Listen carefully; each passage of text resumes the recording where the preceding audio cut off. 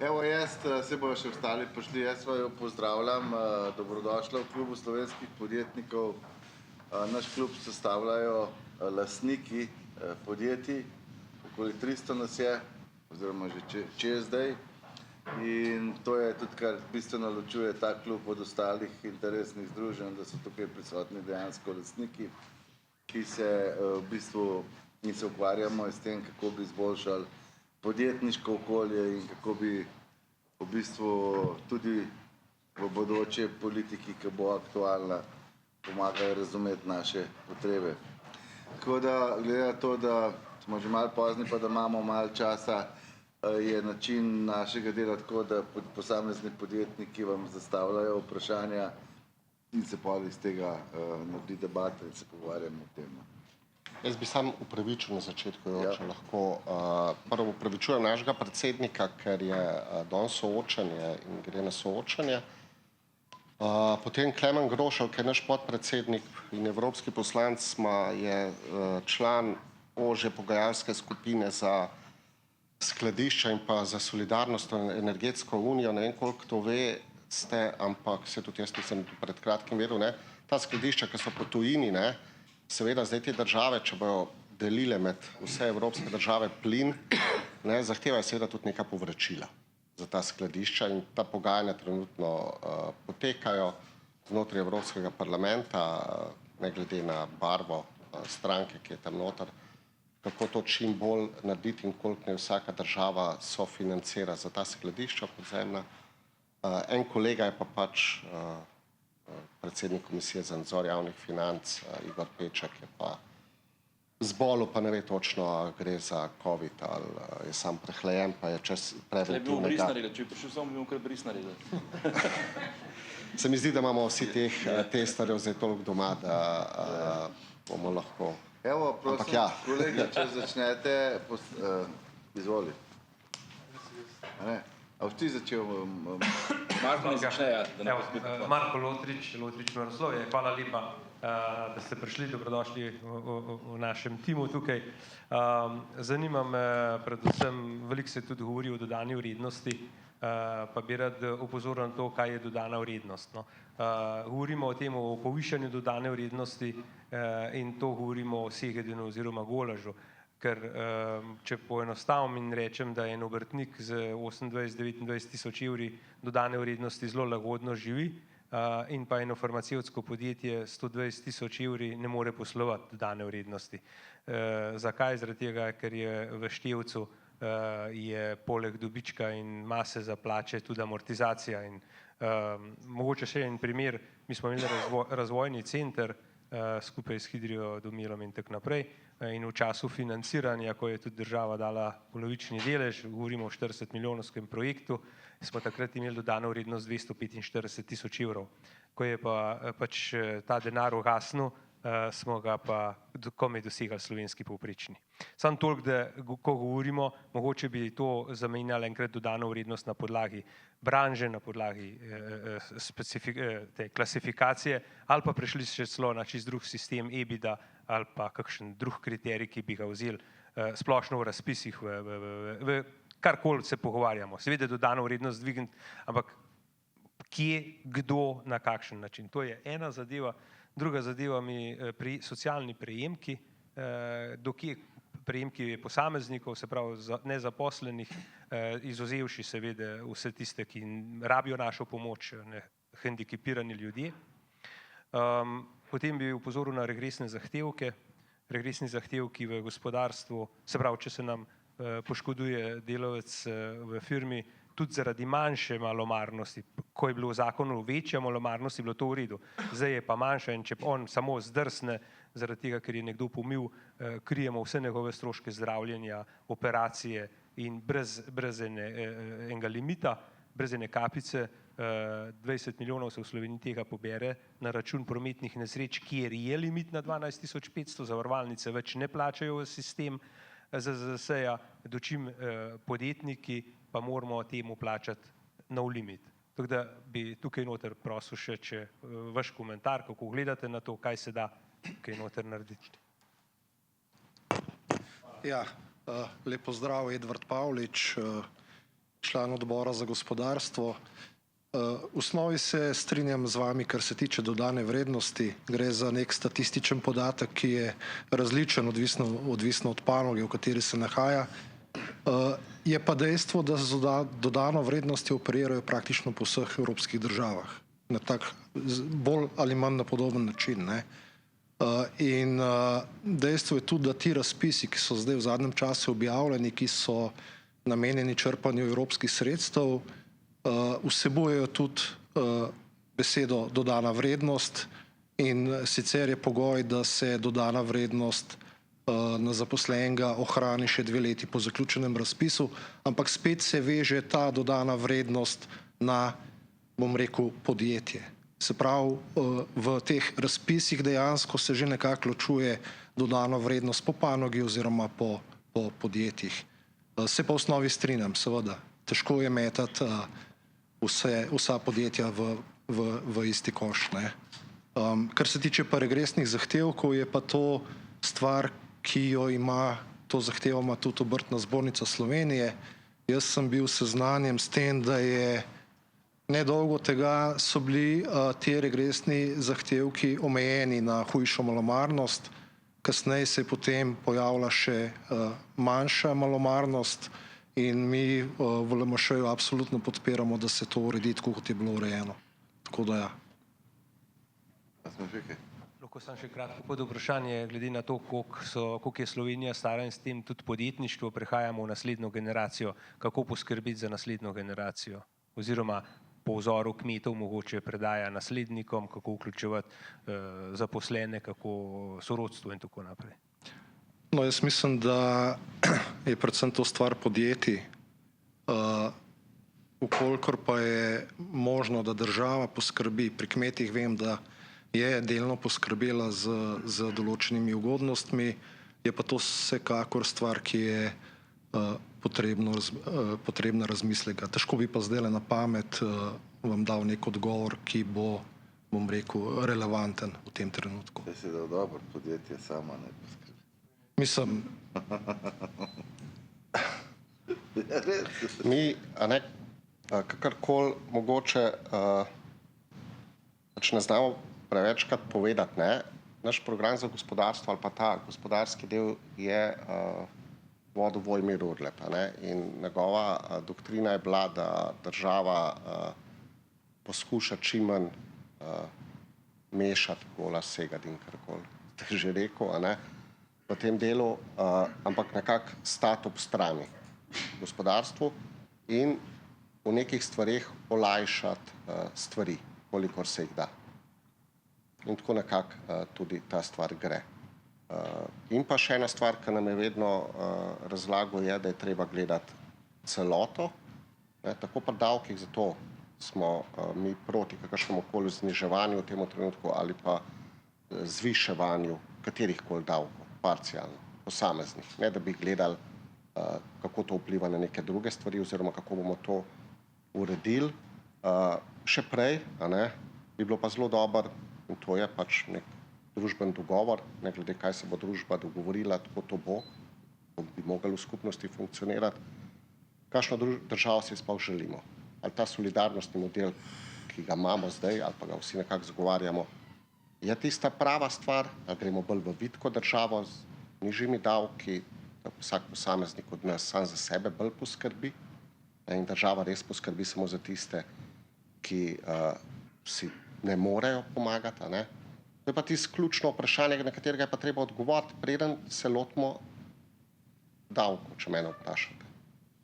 Naš pogled je še na drugi strani, ne, tudi, bomo rekli, ne odhodkovni in pa prihodkovni, ne. To bomo še prišli, Ja, čeprav ne, pa ne finančno, ampak glede okolja, ne. Mi podjetniki jemljemo državo kot okolje, ki naj zagotavlja optimalne pogoje vsakemu posamezniku ali posameznici, da maksimalno izkoristi vse svoje potenciale, ne. To se pravi, da država ne sme biti zavora, ampak spodbuda, ker nimamo lih v vsakem obdobju enakega pogleda, ne. To se pravi, država res mora biti spodbuda, ne pa bremza. Ja, pa saj država, se pravi, večkrat se sliši, ali pa zdaj pred volitvami je vedno dobro reči, nižali bomo davke, se pravi, sploh strošek dela se bo znižal, pa fajn je reči, gospodarstvo je tisto, ki omogoča socialno državo. In socialno državo jemljem tudi javno šolstvo, javno zdravstvo, še kaj drugega, ne samo socialne pomoči tistim, ki so tega potrebni. Ampak, ne vem, mi poskušamo in res poskušamo gledati celoto. Ne?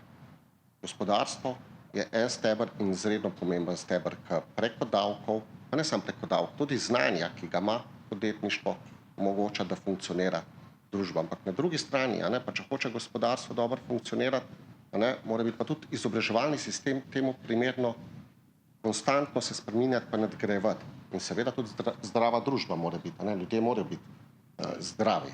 Če samo te 3 segmente dam. Ampak ja, pač poskušamo vedno in vedno bomo, ne glede pač, kaj se bo zgodilo, gledati celoto. In večkrat se pol deli, kdo je za socialno kapico pa proti socialni kapici, in nam na radiju dajo 15 sekund za odgovor, ker je to odgovor, kao smo dali, pa ne. Mi smo imeli veliko debat o socialni kapici in ja, smo pripravljeni tudi o tem se pogovarjati. Ja, smo pripravljeni tudi to mogoče sprejeti, ampak ne, da zdaj rečemo, zdaj bomo socialno kapico uvedli, ne bomo se pa pogovarjali čisto o ničemer drugem. In mi bi se radi vsem pogovarjali, ne? Radi bi se pogovarjali tako, zdaj če smo na davkih samo spravi plače, kapital, premoženje, pa še kaj, ampak vse na mizo dali.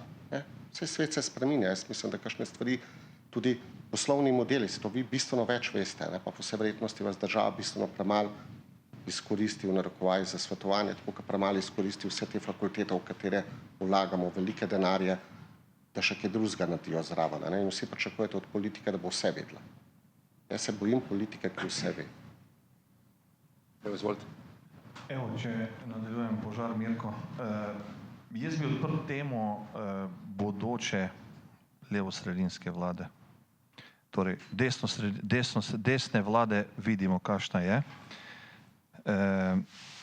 Ena razlika je, da ima problem z demokracijo, ki nas opozarja tudi Evropa, v bistvu pa tudi sami vidimo. Druga stvar, ki pa je, plus pa nima problema z leadershipom, z vodjem. In če gremo zdaj na levo stran, kjer ste vi, in ki zastopate demokratične vrednote bolj kot desna stran, in vemo vsi, da vodja v demokraciji ima bistveno težjo vlogo kot pa v nekem bolj avtoritativni organizaciji.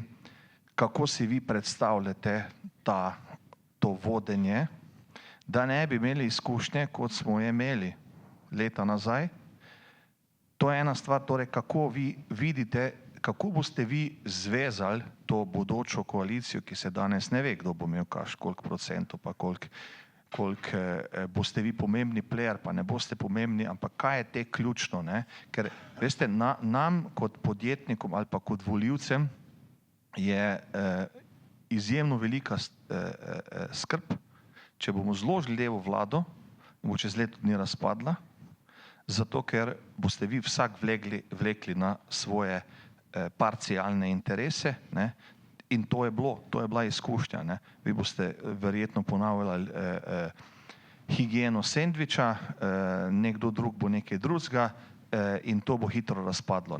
Torej, verjetno se vi tega bolj sprašujete, to vprašanje, kot se jaz, vsaj morali bi se. Torej, kako boste vi zvezali to levosredinsko bodočo vlado in ne nazadnje, ali vam mogoče s kakšnimi izkušnjami lahko kaj pomagamo. Ali ne, ne vem. Ali veste že vse, pa je to tako pač easy cake. Sploh ni. Ena stvar je ta, da nihče ne more v tem trenutku garantirati, a bo levosredinska vlada ali bo desnosredinska vlada. Dajmo se pogovarjati samo, če bo levo, ker na desno nimate vpliva, zato ker desno, ste itak rekli, da v desno ne boste šli. Torej, rečemo, da bo levosredinska. Čeprav za državo je vprašanje, če ne bi bila boljša velika koalicija, vkolikor ne bi med vami bilo toliko sovražnega govora. Ampak to po moje bo preširoka tema. Torej, če si zamislite, tako kot se predstavljate v javnih oddajah, spravite 5 playerjev, ki ste ziher v vladi. Ne? Torej pomeni, če gledamo te neke statistike, javnomenske ankete, ne vem, če ima recimo Golob 20%, pa vi vsi skupaj slabih 20%, imate recimo 50 glasov plus in sestavite lahko vlado. Pustimo zdaj, kdo bo mandatar, pustimo zdaj te detajle. Ampak mene sam zanima, kako vi vidite, oziroma ne vidite, pa če bo, če ne bo. A ste si sploh zastavili to vprašanje? Ali nimate pojma?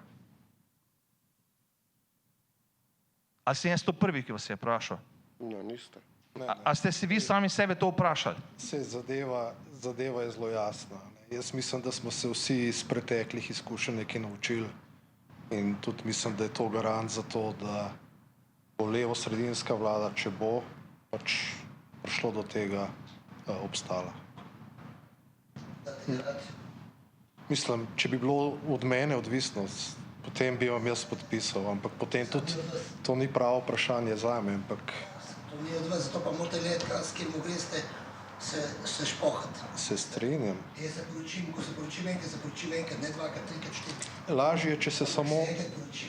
če se samo z eno osebo poročite, če s 4 pa je vse en drugače. Ne.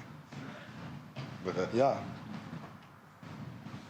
Gospod Golubovič, kaj je pretežko vprašanje? Ne, ni pretežko, ne. Nekatere stvari, Ali ni pomembno? glejte, zelo pomembno vprašanje je.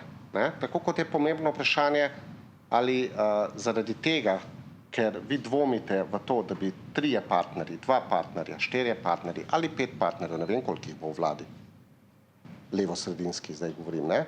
Sposobni preko komunikacije, preko sodelovanja, tako kot bi morala ta država funkcionirati, ne? Nam se ne bi smeli dogajati, da desnica pa levica že v štartu rečete, da ne boste sodelovala. Ne? In pri nas bi morala vsaka stranka, vsaka, tudi LMŠ, ne, v štartu reči, da kdor bo kradel sendvič, gre. Kdor ne plača hotelskega računa, gre. Ne? In potem bi se lahko vsi med sabo pogovarjali. In jaz sem prepričan in se pravi, bom rekel, da tisto, kar bo LMŠ delal, kot ena manjših strank te koalicije, ki bo, ne, bo delala to, da želimo sodelovati in se želimo pogovarjati. In ta država, če mene vprašate, še enkrat si prvoščati to, da bo politika govorila to, kar sem prej rekel, da vse sama ve, pa da bo delala vtis, ker smo prišli mi smo v tej družbi prišli na zgodbo tega, da od nas politikov zahtevate, da delamo vtis, da tekmujemo za glasove, ne, pa je narobe. Politik, tako si jaz to predstavljam, pa sem naivec največji v tej državi po vsej verjetnosti, politik, mu date vi nek glas, kjermukoli politiku, Janezu Janši, Marjanu Šarcu, ne vem, Novemu obrazu, pa jih pol naštevamo do Luke Mesca, ne, mu date nek glas in od njega pričakujete, da bo upravljal s to državo v najboljšem svojem znanju. In na koncu boste ocenili, kdo je okej, pa kdo ni okej. In mu dali spet glas. Ne? Politika je pa začela in mi smo vsi to sprejeli, da prvi dan, ko so volitve končane, začnemo tekmovati za glasove z nekim delanjem močnega vtisa. Na vse vas. Jaz sem prepričan, ne, se pravi, če zdaj bom govoril, da sem prepričan, da mora levo-sredinska vlada prevzeti to državo, zato da ne gremo še bolj v smer, ki ni okej, ki je avtokracija, ki jemlje pravo kot a la carte menu, evo. Tisto, kar mi paše, vzamem, tisto, kar mi ne paše, ne vzamem. Da bo levo-sredinska vlada prevzela in da bo toliko zrela, LMŠ je toliko zrel znotraj te levo-sredinske vlade, da bo dojela, da je to zadnja priložnost tudi za državo. Če ne bo dojela, če se bo zgodilo to, kar ste rekel, da se bomo skregali, bo seveda na bolj konc države bo prišla desna vlada, bojo nekateri prebegnili zaradi takšnih in drugačnih razlogov, bodo obrazložili, zakaj bodo podpirali to vlado in Slovenija bo šla pač v neko smer, v katero bo šla. Ampak levo-sredinska vlada se mi zdi, da v tem trenutku, in dejstvo je, da če bo levo-sredinska vlada se sestavljajo, bo vodil Robert Golob, vse ostalo je čista, za mene ne more SD zmagati teh volitev ali pa boh ne dej Levica ali pa še, da nam o LMŠ-ju govorili, ampak Ja, jaz mislim, da to bo šlo. Ampak še enkrat bom rekel, ne, jaz si pač več ne predstavljam kakršnega koli eksperimenta, ki bo zanemaril civilno družbo, pa ste tudi vi civilna družba. Ne? Ker mi, kar rečemo civilna družba, vsi mislimo 8. marec, ne vem, oni na Metelkovi, ki ne dobijo 700 milijonov, ne. A veste, da se pri nas na televiziji, jaz se vam upravičujem zdaj, ampak da pri nas na televiziji kjerkoli politik reče, da na Metelkovi dobivajo 700 milijonov in kaže na nacionalki, da dobivajo v 10 letih 708 milijonov, da sem čist točen, in noben novinar v tej državi ne, ni toliko, da bi šel preveriti, a ta podatek drži, ker 708 milijonov je pa res grozno v 10 letih, da dobijo 28 organizacij. Ne, pa ne dobijo 708 milijonov. 708 milijonov v 10 letih dobijo vse nevladne organizacije. Največ Rdeči križ, potem je Škofijska, ne vem, ne Karitas tale, neka Slomškov, ne vem, karkoli in tako naprej. Hvala Bogu, ne? Vse te dobijo ta denar. Oni na Metelkovi pa dobijo državnega 15 milijonov v 10 letih, teh 28 organizacij. Hoče reči, mi smo tako daleč prišli, da nihče več sploh ne preverja podatkov. In ena stvar je, ne, brez tega, da bomo, mislim, da je zdaj po mojem sigurno kaj tazga izjavil prej, da bo nek družbeni dogovor potreben, ne, v družbi. Ampak ta družbeni dogovor, če mene vprašate, je stvar, kjer se morate vi, ne vem, gospodarska, sindikati, politika, se pravi te, ki bodo prevzeli, intelektualci, usest, pa zapreči je treba za en mesec pa reči, kakšno državo želimo. Potem pred javnostjo in se še z javnostjo pogovarja. Ne vem, Baski na vsakih 20 let to delajo. V katero smer grejo svetovni trendi. Izraelci to delajo na vsake toliko časa. Ne? Mi pa, se upravičujem, ne znamo zaznati enega trenda, ki se dogaja v svetu. Ne? Pa ne želim slabo, ampak kako se ne moramo seznaniti s poročilom, ki govori, da gospodarska rast peša, pa ne za močno. Za te trende boste prišli sem, pa bomo tu organizirali kakšne okrogle mize, pa bomo povabili kakšne domače, tuje strokovnjake, ljudi je veliko. Ne? To sigurno SBC lahko naredi. Ključna stvar je, da se vi ne skregate. Veste, mogoče, ne bom to sodil, ampak mogoče je treba malo spustiti ta kriterij Sedliča, če ga zdaj neposrečeno pojavlja. Ne? Ker tu imamo zgled vodenja Janše, ne? Ki je marsikomu zelo, zelo veliko spregledal svoje ekipe, ne? Ampak bistvo je, da vlado obdržal. Ne? Mogoče je ta politika sploh od Vizjakovih glupih davkov in še vsega ostalega bilo preveč ekstrema, ampak je v eno stran preveliki ekstrem, tako je politika Sedliča preoster ekstrem in vprašanje, če boste s taštimi kriteriji zdržali skupaj. Ključno pa je, da zdržite skupaj. Ampak to je zdaj moje mnenje, to je moje osebno mnenje. Zdaj, ko bom povedal, je moje čisto osebno mnenje. Ne? Jaz kot politik, ne, bi moral dajati zgled vsem. Ne govorim zdaj, ko ste se prej pogovarjali o ženi, 1, 2, 3, 5, ampak s tem, kako se jaz obnašam. Ne? In če jaz pozabim plačati hotel, da ga res pozabim plačati, ne da grem turistično takso plačati, da dodatno večerjo, ko sem si jo prvošil, še to poravnam, pozabim pa plačati tistih 800 evrov. Ne? Če se mi to res zgodi, da sem zmeden, pa pozabim, je bila to huda napaka. In moja odgovornost kot politika je, da odstopam. Mislim, zato, ker zgled moraš dati. Ker kaj se zgodi? Jaz imam doma, od 89. leta je podjetnica, fajn gara. Ne? In ja, ni prva partnerka, ne?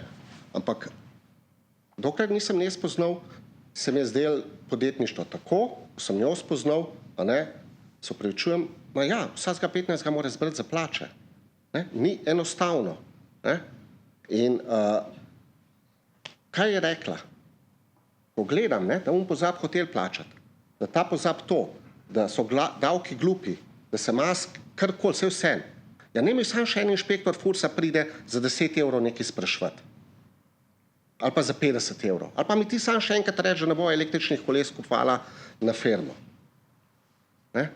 Ampak hočem reči, se mi zdi, da seveda, ta možnost je, da politika pač za ceno tega, da obdrži oblast, dovoli vse, je možno. Vsaj meni se to ne zdi okej.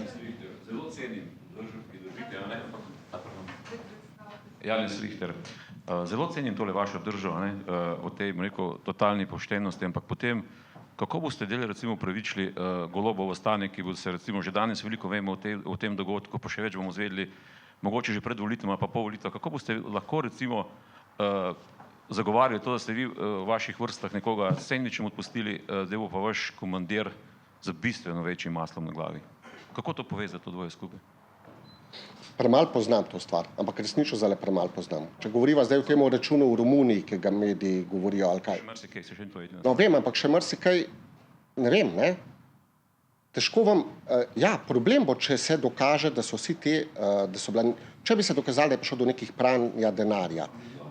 Vidimo gospoda ministra, ki je samo o dvomu, da je pozabil plačati, avtomatsko odstopil. To je vrhunsko načelo, kakorkoli ga zdaj obsojamo, ne. Ampak je odstopil, predtem je bilo karkoli dokazano, da je to zares storil, a je bilo res to pozaba ali ni bila pozaba, ne. Ampak govorimo o 800 evrih, koliko je bilo, 200. Ampak a je 1 800 000, če jih pa pusta zdaj ministra ob strani. Ja.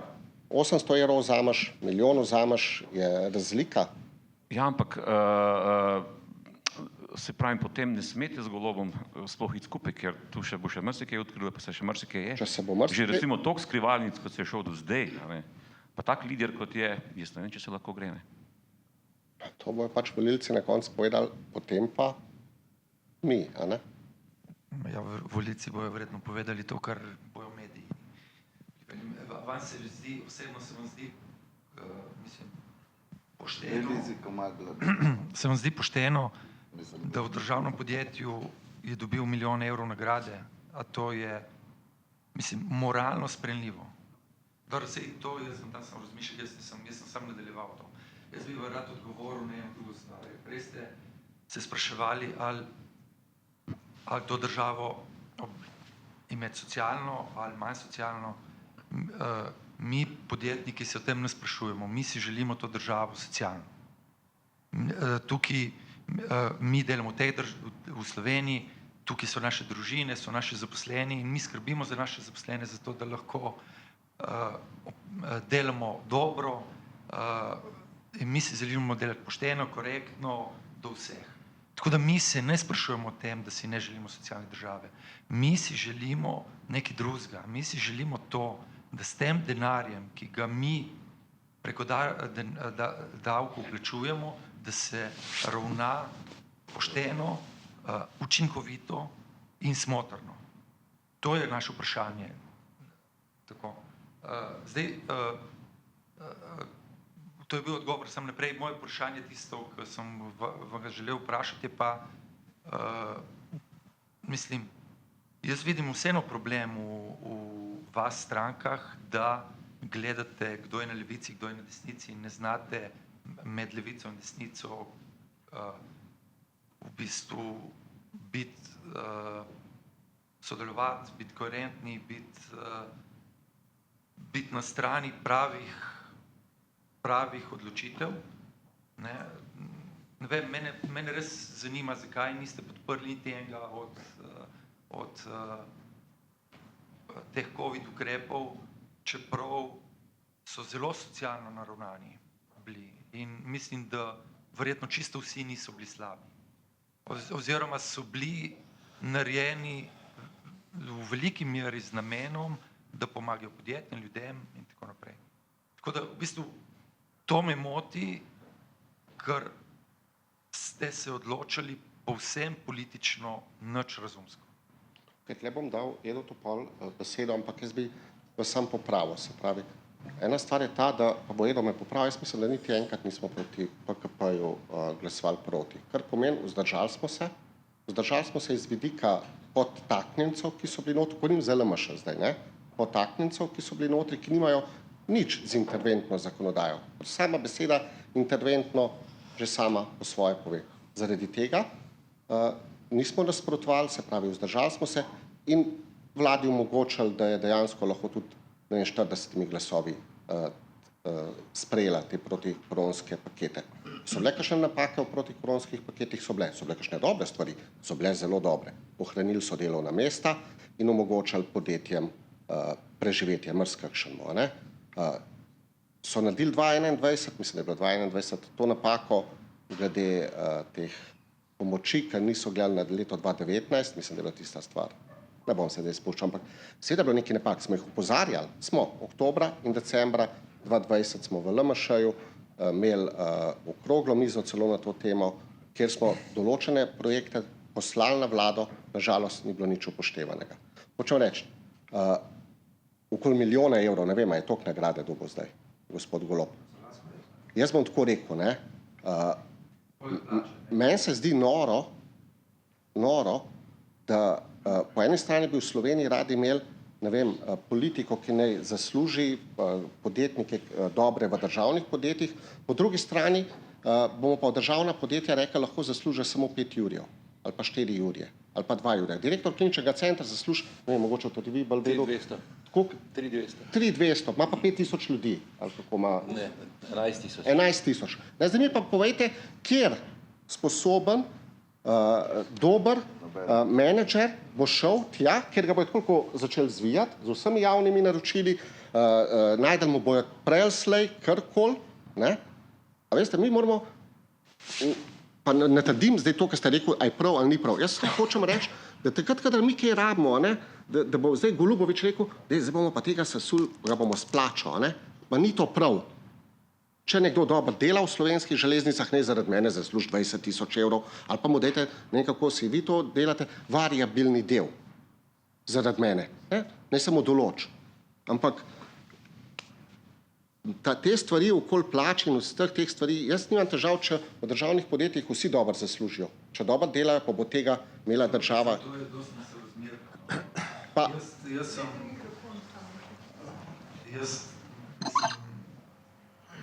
Jaz take nagrade pač v 22 let sem podjetnik, zdaj se trudim zelo veliko, imamo 150 ljudi, ni da smo obrtniki, jaz v 22 letih si nisem še sposoben tega, zato ko vlagamo ves čas v razvoj, v podjetje, ogromno tvegamo, ves čas tvegaš, da vse zgubiš in tako naprej in na tak lahek način, kot si je lahko Robi Golob to izplačal, to v podjetništvu ne gre. Gre, če si, mislim, milijon nagrade v enem letu, poleg zelo visoke plače, bi mogel biti ultra sposoben podjetnik. Ultra. Pa nisem proti, se strinjam, da je treba, da tudi v javnem so nagrajeni za svoje delo, sam mislim, da tukaj ne gre za to. Ne, sej jaz se, glejte, z vami strinjam, se pa premal, niti se nisem poglabljal v to, ker se mi resnično zdi, da prvič obstajajo nekateri drugi organi, vse verjetno si kakšen nadzornik v tem podjetju, ampak v tej državi noben nadzornik še nikoli ni odgovarjal s svojim premoženjem, sicer to lepo na papirju piše.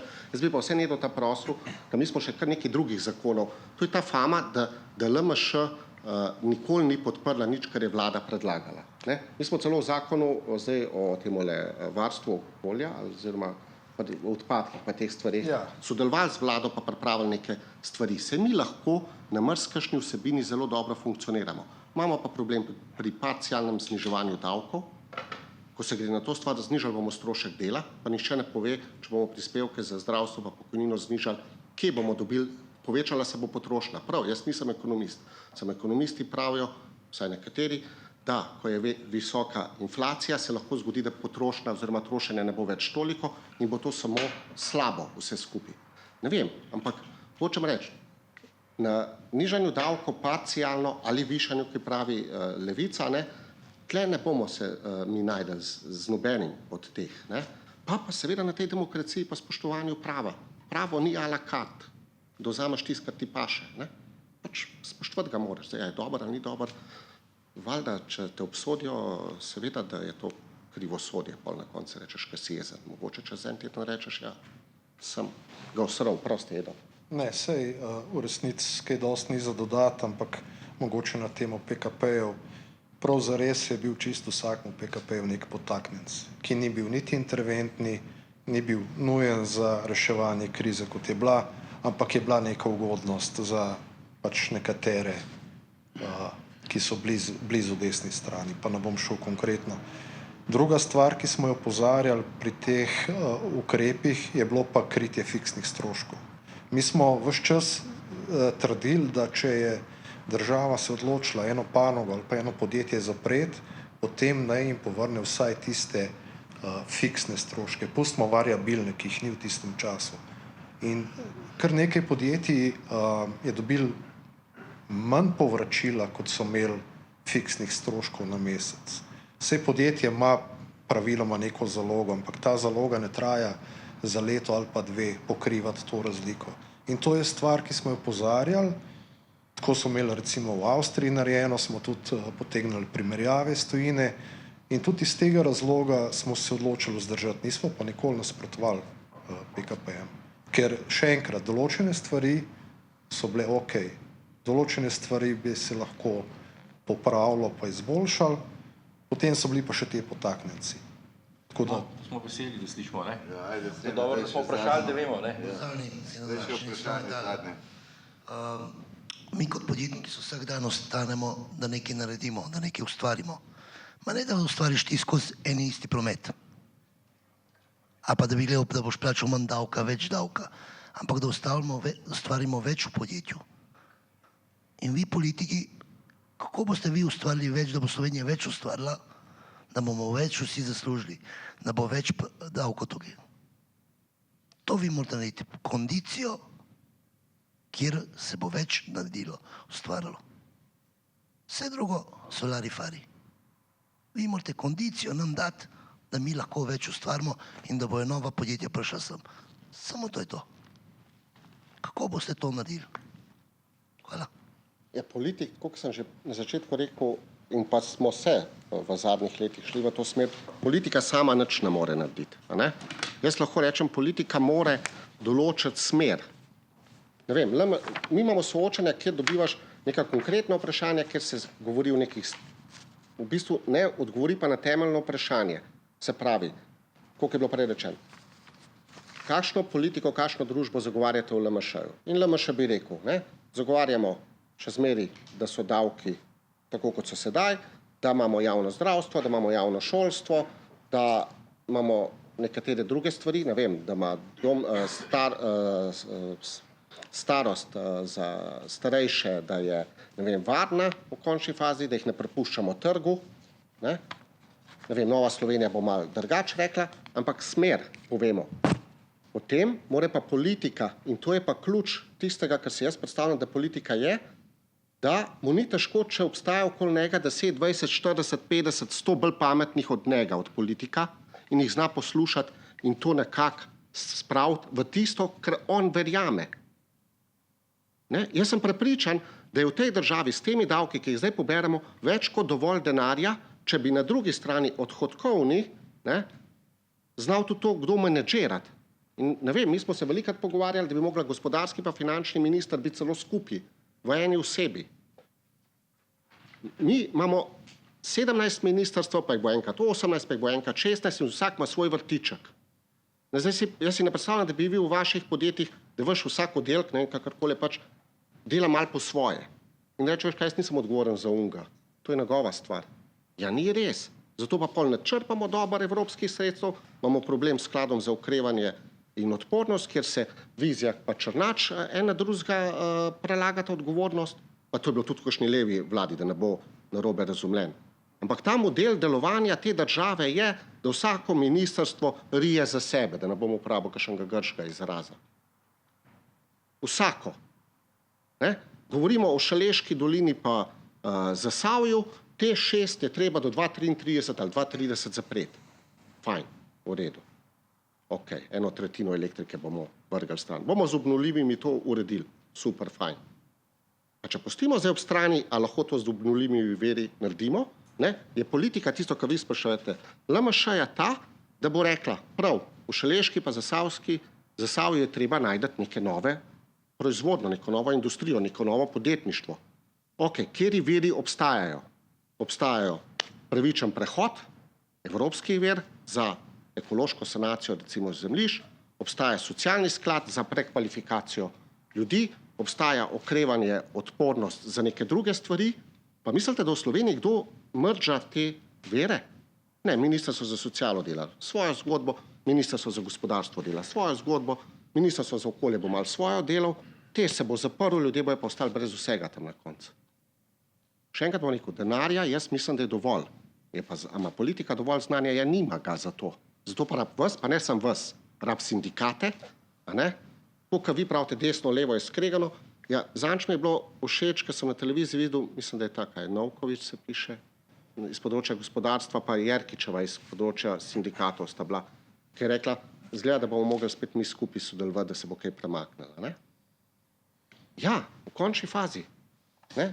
Na Danskem se sindikati pa gospodarstvo dogovorijo, vlada nima več kaj veliko pametvati, da se oni dogovorijo. To sta dve največji sili v državi. In vsi govorimo, hvala Bogu, ker smo pa res v podjetništvu, zadnjič je rekel, bilo fajn govoriti tudi o ljudeh, a ne? No, mene pa zanima, glede na to, da imate izkušnjo vladanja, ne, ste bili glavna vladna stranka in zdaj opozicija, po vašem mnenju za velikost naše države in velikost našega naroda, ki je 2 milijona, koliko ministrstv res potrebujemo? 17 zagotovo ne. Glejte, zaradi mene je hlo 100, če bojo znali sodelovati. Ja, jaz vam zdaj povem tako, ne, glejte, mi imamo Ministrstvo za zdravje, ki nima nobenega vpliva na zdravstveno blagajno. Ne, pa vsega je minister kriv na koncu, ne. Mi v zdravstveni blagajni naberemo 3,8 milijarde evrov.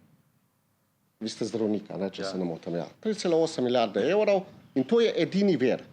Ne, edini vir. Ena redkih držav smo, ki samo s prispevki poberemo za zdravstvo. Avstrijci ne vem, koliko dajo iz svojega budžeta, namerno. In zato so lahko malo znižali kakšne prispevke, ne.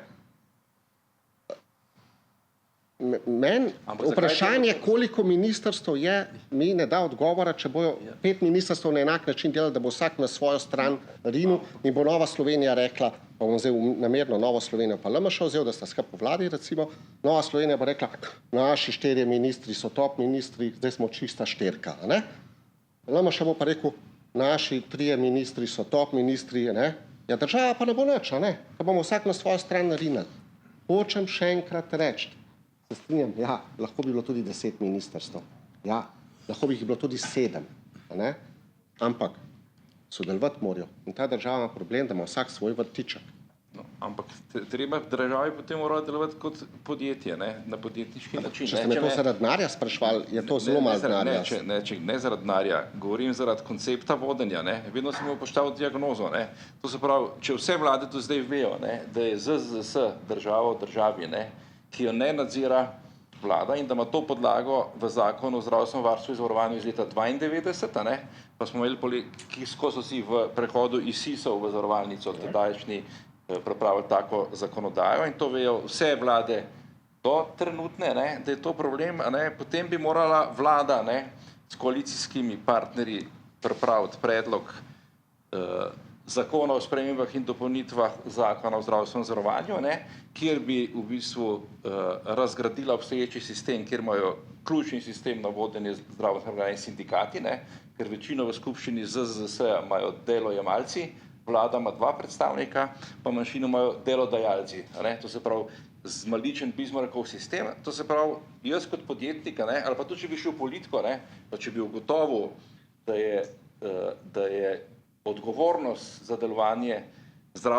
javnega zdravstvenega sistema na strani izvršilne veje oblasti, pa obstajajo predpisi in zakoni v državi, ki to onemogočajo, ne, potem, če imaš ti večino v državnem zboru, pripraviš spremembe zakona in si to tako urediš, da boš lahko vladal, ne. Naprej, tako si jaz predstavljam, to je podjetniški način razmišljanja in mislim, da bi morali na enak način tudi politika razmišljati. To se pravi, moraš ugotoviti, kje je problem, diagnoza, ne, če sem jaz zdravnika, ne, potem pa moraš predpisati terapijo in na koncu rehabilitacijo sistema in imaš vse v rokah. Če pa se v bistvu pusti 30 let inercija na številnih segmentih raznih družbenih dejavnosti, ne samo zdravstva, ne, inercijo, ne, potem bomo pa vsi skupaj. Mene, na primer, na področju javnega servisa, na primer, je zame velik problem, da slovenske državljanke in državljani nimajo več možnosti dobiti profesionalne, konkretne javne informacije, na podlagi katere bi si lahko ustvaril sam vsak opravilno sposoben lastno mnenje o zadevah, a ne. Kako bi zagotovili, a ne, spremembo zakonodaje dolgoročno, na primer to, kot je BBC ali pa nemški, ne, javni medij, javno televizijo, javni radio, ki bi ga za vse večne čase naprej odrezal od vpliva tekoče politike. Ne. To je javni servis, vsi moramo plačevati, na primer, prispevek za RTV pa radio, ne, to nam predpiše spet zakonodaja, ne. Potem pa imaš v bistvu javni medij, ne, ki dejansko vidimo, da ne služi nikoli javnosti, ampak tistim, ki postavljajo svet, kaj je to, svet, programski svet, in to se ga postavlja v državnem zboru, ne, to se pravi, če ga politiki postavljate, ne, potem pa to vedno odvisno od politike. Kdaj bomo dobili oblast, ne, ki bi to spremenila tako, da nikoli več ne bo državni zbor, ne, in da bomo imeli mi kot plačniki tega servisa, ne, imeli možnost dobiti res profesionalno, neodvisno informacijo novinarja, na podlagi katere si bomo tako drugače sami stvarili lastno mnenje. Tega nimamo več. Imamo to in imamo tiste komercialne medije, ne, ki vsi vemo, da eni nabijajo ene, eni druge, eni bojo vam najdel sendvič, drugi ga bojo pa, ne vem, Najbolj nagrade nekdo vam laže. Kaj? Ja, no, Ampak glejte, ampak to so na primer zame vprašanja za demokracijo, ne? Kako bomo dobili, ne, neko koalicijo, ki bo to... 3 glasove smo dobili, ne, takrat, ko smo na odboru za kulturo, na zakon, da se umakne politika iz programskega sveta. Samo 3? Ja, vsi ostali so se vzdržali oziroma bili proti. Ko ste bili vladajoči? Ne, to smo bili še v opoziciji. Ja. Ampak ja, mi imamo lahko neverjetne zakone, mi imamo lahko karkoli, ampak ljudje so v narekovajih zakon. Ljudje ga spoštujemo. Ne. Problem sploh novinarska struktura, kompletna struktura. Kaj pa vemo, ne? Saj zdaj, ko gledam RTV, se mi tudi zdi, da je vse skupaj... Ja, seveda, samo uri nit, kar piše. Če nimamo boljše rešitve, dajmo 50-50, pa fertika, ne 50% levi, pa 50-desni, pa ne se... Pa zakaj moramo, a ne, prej smo govorili, pa na začetku ste mi govorili, da se to ne sme deliti, da mora to skupaj biti. A zdaj prihajamo na točko, da vse razdelimo. Glejte, mi smo dali €1 milijardo v javni sektor za dodatke. Milijardo, da se ne motim, 1,43 milijonov. Ne, še danes dobivajo. 1,43 milijonov, ker danes še eni delajo veliko s COVID bolniki. 1,43 milijonov. 1,43 milijonov. A si predstavljate, pa bom rekel, da za 250 milijonov smo dali preveč. Pa sem zelo malo rekel, za 250 milijonov.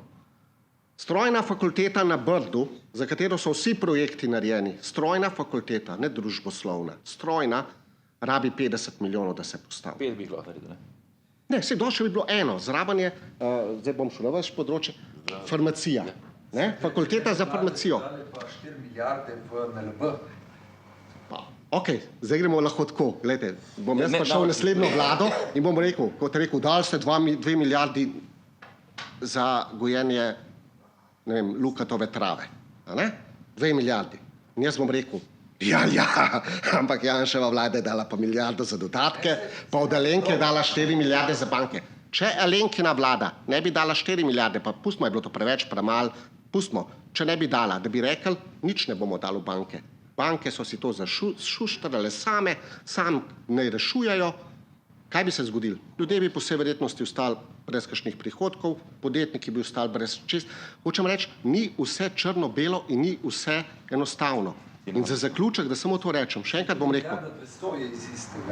Ja, pa si to meni grozno. Mene pri prihodkovni strani mi je marsikaj grozno, zato sem vam rekel, jaz mislim, da iz vidika davkov, ki jih poberamo, 4 blagajn, ne, mi imamo 4 blagajne, mi imamo recimo dohodnine, dobimo, pa me popravi, 1,4 milijarde v državni proračun, pa 1,4 milijarde oziroma 1,5 milijarde gre za občine. Te dohodnine, ki je zdaj vlada znižala, kar pomeni, da teh 100 milijonov, ki jih bojo občine zdaj izgubile za razvoj, ker to so razvojna sredstva, bomo mogli mi z DDV-ja vzeti. Vsega ne bomo višali, ampak ga bomo vzeli, pa bomo dali iz razvojnih nekih stvari, po moje, ne bomo hecam se, ampak hočem reči, vse je med sabo povezano.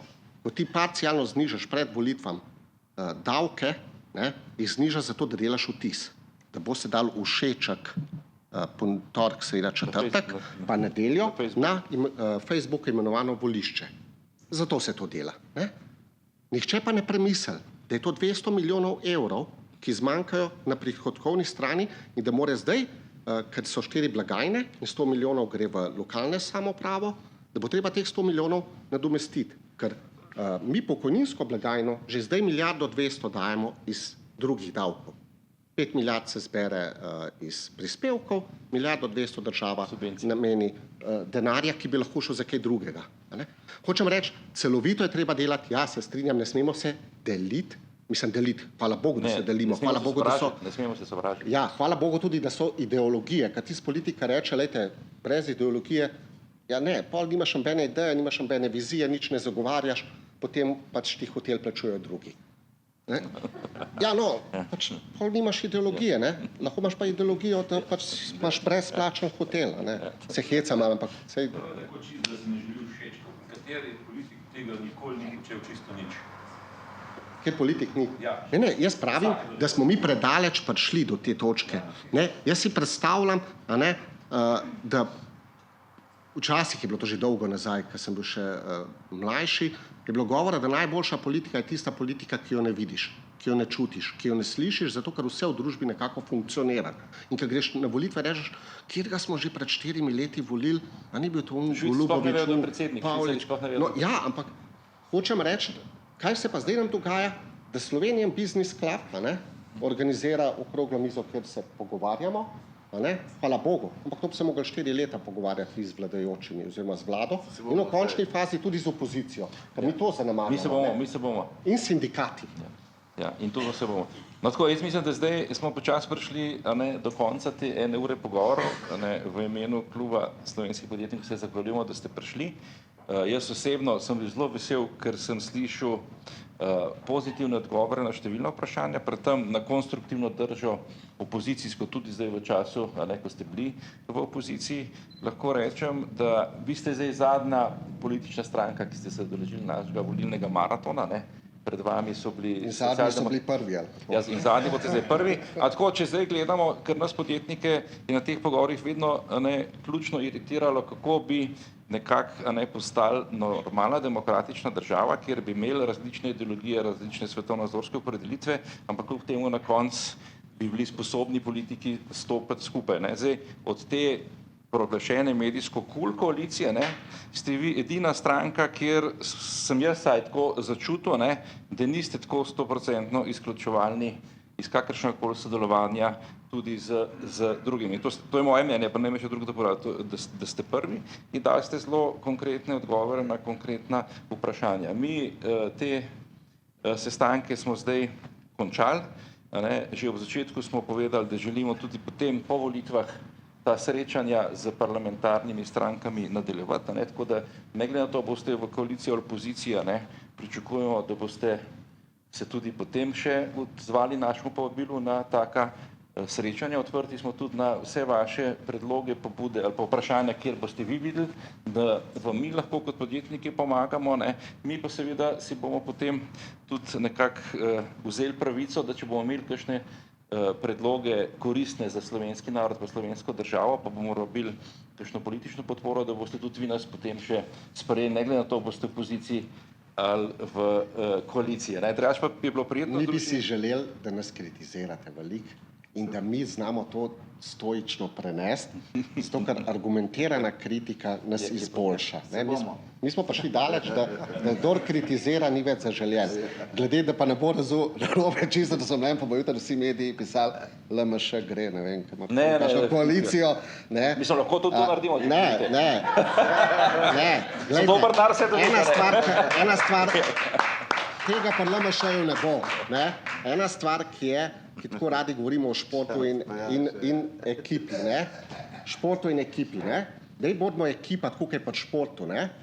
Veste, mi smo z veseljem ekipa, če obe dve strani spoštujeta prvič fair play in drugič, kaj je out, kaj je offside, je offside. Pa ko sodnik zapiska, se Ko ustaviš. zapiska, se ustaviš. Nažalost, se pa zdaj soočamo, da nekdo, ki že v out gre žogo, še kar igra naprej, pa kaj v offside-u gre tudi kar naprej, ki ga ne razume. Mislim, ne moramo s takim sodelovati, ker s takim se ne da igrati fuzbala, ker je pol res to rata dolg čas. A evolucija dela čudeže, to je stalni napredek. Hvala vama. Mladost pa tudi.